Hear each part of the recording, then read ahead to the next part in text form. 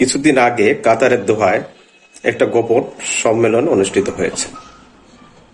এই সম্মেলন নিয়ে সবারই একটা কৌতূহল, এখানে কি সিদ্ধান্ত হলো, কারা কারা ছিল এই সম্মেলনে। এই সম্মেলনে মূলত বিষয়বস্তু ছিল বাংলাদেশ এবং বাংলাদেশের প্রবীণ রাজনৈতিক দল বাংলাদেশ আওয়ামী লীগকে নিয়ে। এই সম্মেলনে প্রতিনিধি হিসেবে ছিল মার্কিন যুক্তরাষ্ট্রের প্রতিনিধিরা, ভারতের প্রতিনিধিরা এবং কাতারের প্রতিনিধিরা। তারা বিভিন্ন বিষয়ে আলোচনা করছে, বাংলাদেশকে নিয়ে আলোচনা করেছে, আওয়ামী লীগকে নিয়ে আলোচনা করেছে এবং সমস্ত আলোচনার পরিপ্রেক্ষিতে তারা একটা সিদ্ধান্তে সবাই একমত হয়েছে যে বাংলাদেশের রাজনীতিতে আওয়ামী লীগকে বাদ দেওয়া সম্ভব নয়। কারণ আওয়ামী লীগের বিশাল একটা জনগোষ্ঠী রয়েছে বাংলাদেশের, যে জনগোষ্ঠীকে উপেক্ষা করা কোনোভাবেই সম্ভব নয়।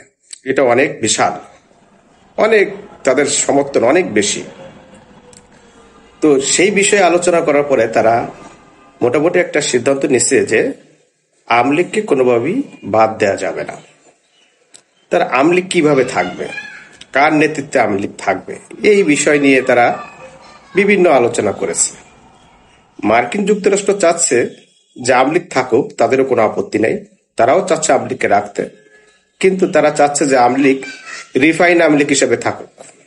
তারা চাচ্ছে আওয়ামী লীগটাকে রিফাইন করতে, অর্থাৎ আওয়ামী লীগের প্রতিনিধিত্ব শেখ পরিবারের বাইরে কেউ দিবে, এটাই তারা চাচ্ছে।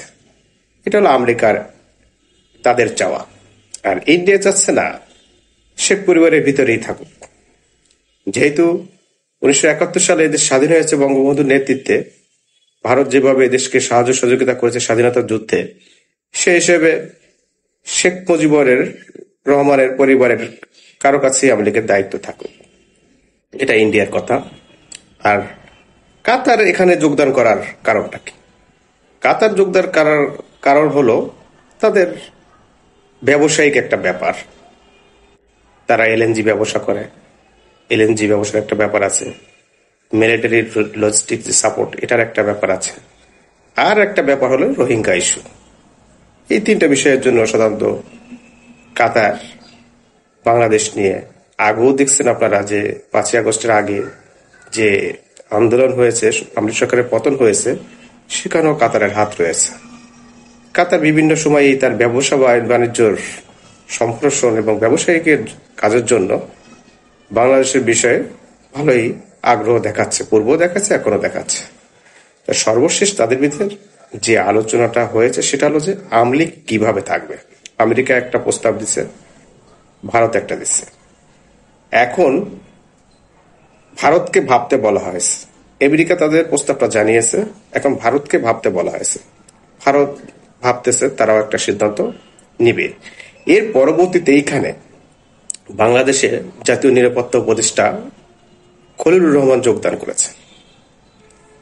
তিনিও পরে এই মিটিংয়ে উপস্থিত ছিলেন, তিনিও তার অনেক কথা বলেছেন, ভারতের সাথে অনেক আলোচনা করেছেন। তিনিও ভারতকে কিছু প্রস্তাব দিয়েছেন। তিনি বলেছেন যে যারা আসামি হয়েছে, যাদের রায় হয়েছে, তাদের ফেরত চাইছেন, ফেরত দিতে হবে। তো ইন্ডিয়া এটা সরাসরি কিছু বলেনি। ইন্ডিয়া বলছে যে আচ্ছা, আমি ভেবেচিন্তে দেখতেছি কি করব। এই খবর পেয়েছে প্রধান উপদেষ্টার প্রেস সচিব শফিকুল আলম।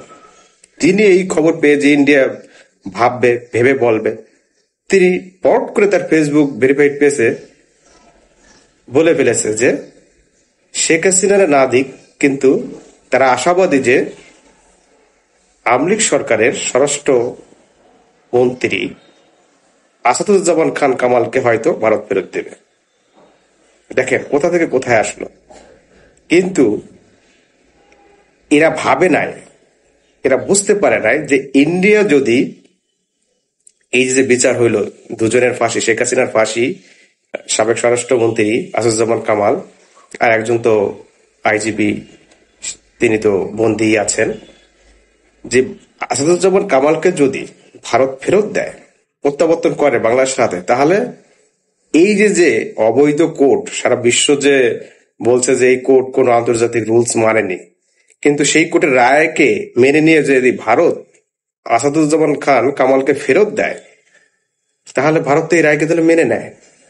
তাহলে এটা কি ভারত কি বোকা যে তাকে ফেরত দিবে আর এই রায়কে সমর্থন করবে? এটা তো কখনো সম্ভব না, আর ভারত কখনো দিব না, কারণ ভারত তো বোকা না। ভারত বোঝে যে আমি যদি আসাদুজ্জামান খান কামালকে ফেরত দিই, তাহলে এই রায়কে মেনে নেয়া, এই রায়কে সমর্থন করা হলো। ভারতকে এই বোকামি করে কখনো?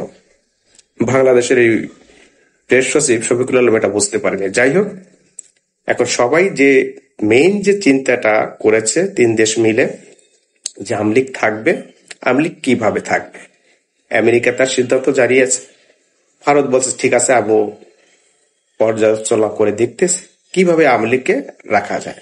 এবং ভারত চাপ সৃষ্টি করেছে যে আসন্ন যে জাতীয় সংসদ নির্বাচন হবে সেখানে অবশ্যই আমলিগ যেভাবেই থাকুক না কেন, আমলিগকে যোগদান করার সুযোগ দিতে হবে। আমলিগের উপর থেকে অবশ্যই নিষেধাজ্ঞা তুলে নিতে হবে এবং আমলিগকে নির্বাচনে অংশগ্রহণ করার সুযোগ দিতে হবে। মূলত এটুকু আলোচনা হয়েছে। আরো কিছু বিষয় নিয়ে আলোচনা হয়েছে, সেগুলো অত গুরুত্বপূর্ণ না। গুরুত্বপূর্ণ হলো এই আমলিগকে নির্বাচনে অংশগ্রহণ করতে দিতে হবে এবং আমলিগ কার নেতৃত্বে এই নির্বাচনে অংশগ্রহণ করবে এবং বাংলাদেশের রাজনীতি করবে, এটাই প্রধান বিষয় হিসেবে আলোচনা হয়েছে, কিন্তু পুরোপুরি সিদ্ধান্ত এখনো হয়নি। ধন্যবাদ, সবাই ভালো থাকবেন।